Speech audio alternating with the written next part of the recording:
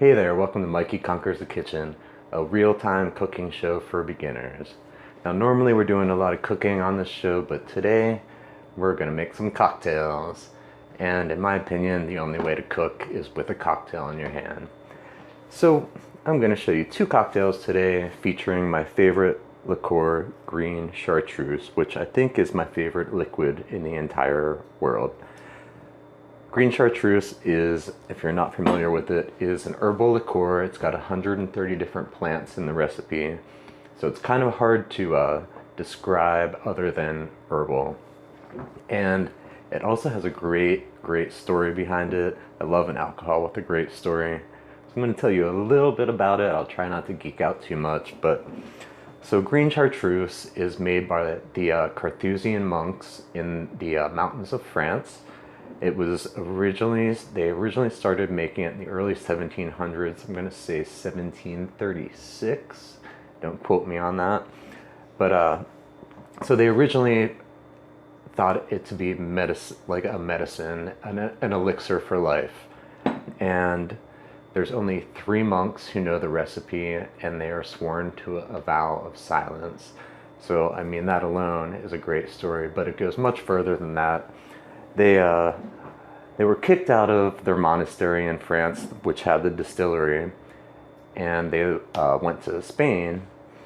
And since they didn't have the distillery anymore, they didn't feel they needed the recipes, so they actually sold the recipe to a pharmacist because of the healing properties that they thought it had.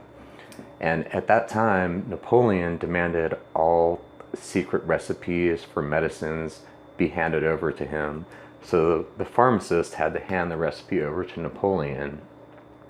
Napoleon reviewed it, or his people, whatever, however that happens, reviewed it, and they sent it back to the pharmacist with the saying there was nothing secret about it, that the recipe was nothing that they couldn't figure out on their own. So anyway, in that time, the pharmacist dies, leaves the recipe to his family. In this process, the monks in Spain get to return to their monastery in France. The family of the pharmacist gives the recipe back to the monks, and then they started producing it again. So, I mean, how cool is that, right? Great story. But so the two cocktails I'm going to show you are the Last Word and the Lumiere. They're both gin-based, featuring Green Chartreuse. And let's get into it. Let's start the first one. The first one I'm going to show you is the Last Word. The ingredients are gin, Luxardo maraschino liqueur, Green Chartreuse, and lime juice. Very easy. It's equal parts of each. The real recipe is 3/4 of an ounce of each. And I actually like to stick to that recipe because it's got a lot of flavor to it, and when you shake it, the ice kind of melts and kind of like mellows it out and brings all the flavors together. So when you do the 3/4 measurements, I feel like it tastes the best. So, all right, let's get into building it. So, as I said, 3/4 of an ounce of everything. So let's start with the Green Chartreuse. Our 3/4 jigger here. 3/4 there.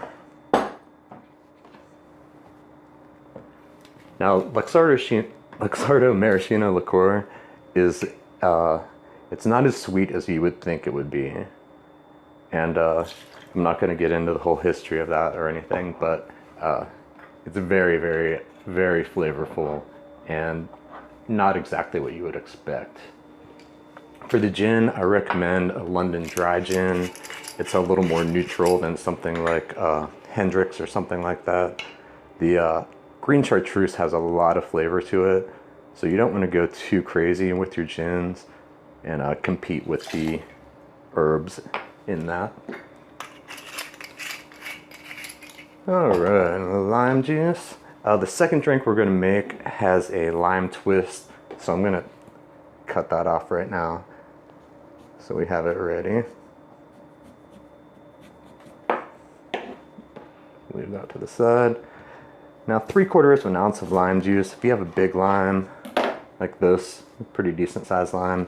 It's probably about 3/4 of an ounce, but we're still going to measure it because this cocktail is really, really about balance. So you really want all the parts to be measured well.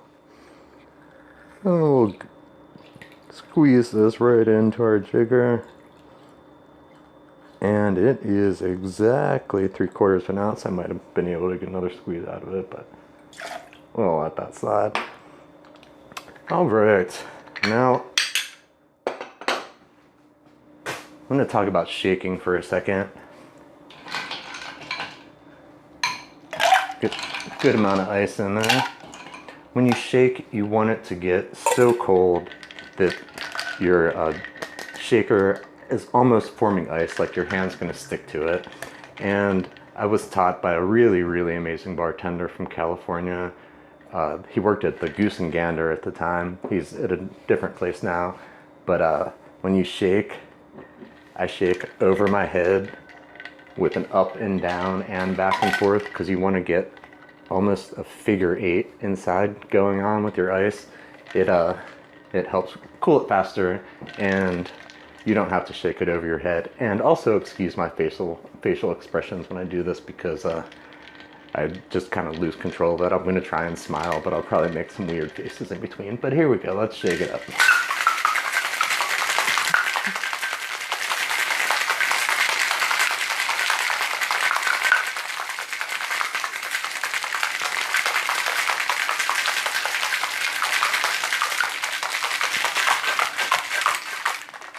Okay.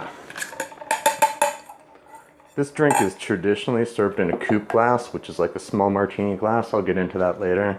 But personally, I like this drink to be, with the herbalness of it, I like it to be super cold, because I don't know, it feels like it brings it out more.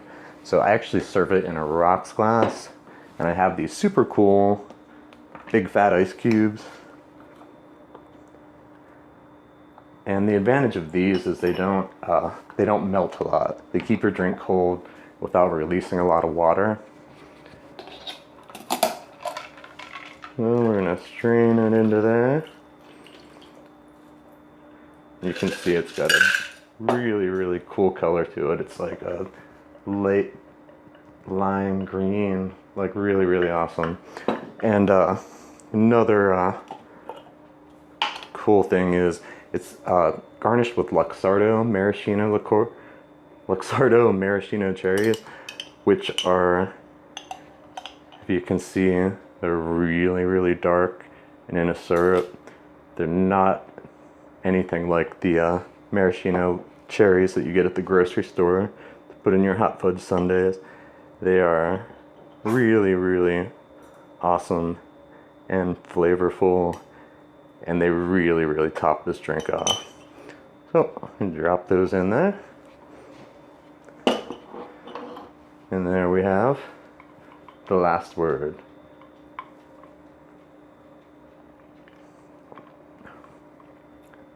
Oh man, it's so good. It's sweet and it's bitter. It really like hits all the different notes on your palate. I'm also going to warn you, Green Chartreuse is 55% alcohol, so that means it's 110 proof. The Luxardo is like around 66 proof, and your gin is going to be anywhere between 80 and 100. So this is more like a martini than, you know, like something like a daiquiri or something like that. It's got a little potency to it, so be careful with them. But I'm going to take another sip, and we're going to move on to a drink called the Lumiere.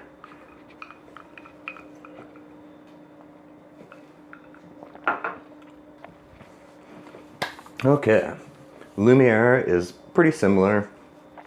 We're going to sub out the Luxardo for an elderflower liqueur.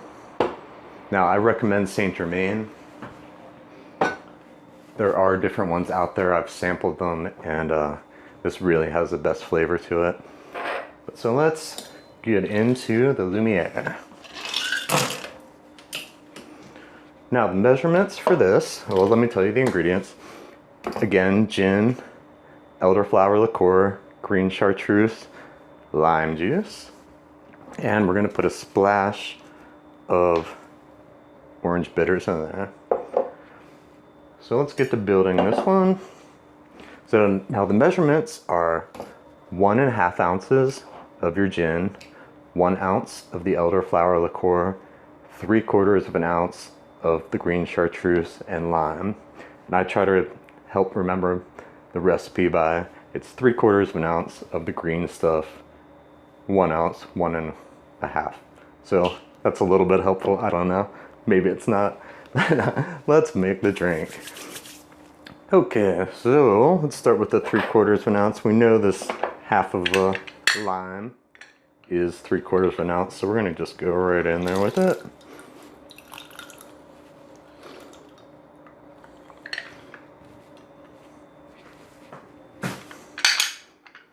Three-quarters of an ounce of the green chartreuse. And yes, I do keep speed pourers on my bottles at home. Once a bartender, always a bartender. Okay, 1 ounce of the Saint Germain.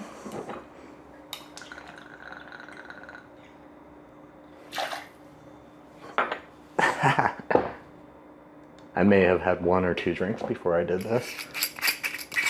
We'll say one drink. And 1.5 ounces of your gin. I can't put a speed pourer in my gin because I get the big boy bottles. They don't fit in there. Okay, now let's talk about the bitters. Now, when you hear a recipe and it says a dash of bitters, that's not a dash of bitters. Get a good wind up in there and get a good, like that. Like you want to see a good spray come out of it. And that's about it. We're gonna throw some ice in there.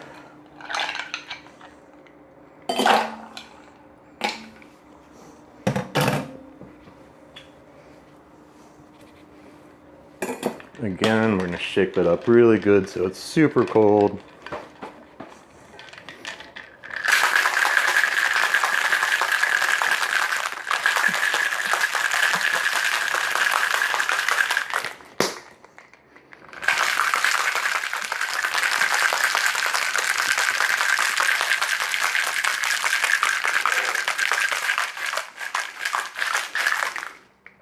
This one we actually are going to serve in a coupe glass. A coupe glass, it's like a martini glass. It's a little smaller. It's usually rounded at the bottom. I got this one at the dollar store, so you'll have to excuse me. But yeah, they're usually a little rounded up the bottom. And I'll tell you a really quick story about the coupe glass. It was originally created by Marie Antoinette for her wedding, because when they toasted her, she wanted to have a glass. She wanted them to have a glass in their hand that was exactly the size of her left breast. But that story isn't actually true. It was created before that, but it was made popular by her, and she did use it at her wedding. But anyway, got a little stuck there. Excuse me. If your shaker gets stuck, a good way to get it unstuck is to just tap it lightly against something. Don't bend it, but just tap it against something. All right, let's talk about the garnish real quick. Garnishes are very important for drinks. Up to 75% of what you perceive is taste is actually smell. So garnishes can be crucial to drinks. So when you twist it, you'll see a little spray of the oils come out of it. And twist that up, run it around the edge. So when you're going in for your drink, you can smell the lime. Anyway, here we are, Lumiere. Once again, same beautiful color.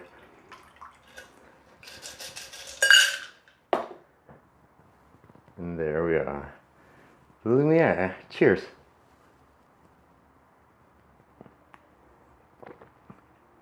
Oh God, that drink is so good.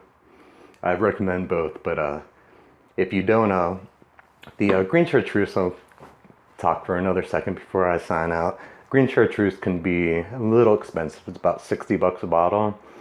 So if you're a little nervous about, you don't want to spend $60 on it, go to a really good bar that has, you know, craft cocktails, good liqueurs, and order one. And once you try it, the next day you're gonna be at the liquor store buying yourself a bottle of Green Chartreuse. But anyway, cheers, and I'll see you in the kitchen.